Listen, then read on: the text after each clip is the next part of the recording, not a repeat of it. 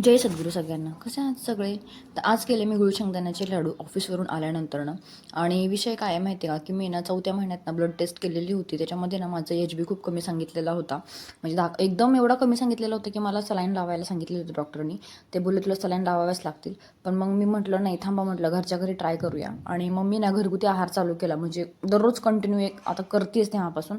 मग म्हटलं दररोज सकाळी एक गुळ शेंगदाण्याचा लाडू खाते म्हणजे खातेच. आणि रक्तवाढीच्या पण गोळ्या चालू आहेतच. मग मी ना माझ्या पद्धतीनं गुळा शेंगदाण्याचे लाडू केलेले आहेत. त्याच्यामध्ये फक्त मी 1च चमचा तूप टाकलेलं आहे, कारण ना जास्त तूप टाकलं ना की तुपाचा वास येतो आणि ते जास्त दिवस लाडू राहत नाहीत. पण मी लाडू करतानाच असं थोडेसेच करते. म्हणजे महिन्याचे नाही करत, एक 15-20 दिवसाचेच लाडू करून ठेवते. पण ह्यावेळेस माझ्याकडून जास्त लाडू झाले. आणि दररोज मी सकाळी माझा आहार मी सांगितलेलाच आहे. सकाळी मी उठल्या भिजवलेले मनुके, बदाम, खजूर आणि एक गुळाचा लाडू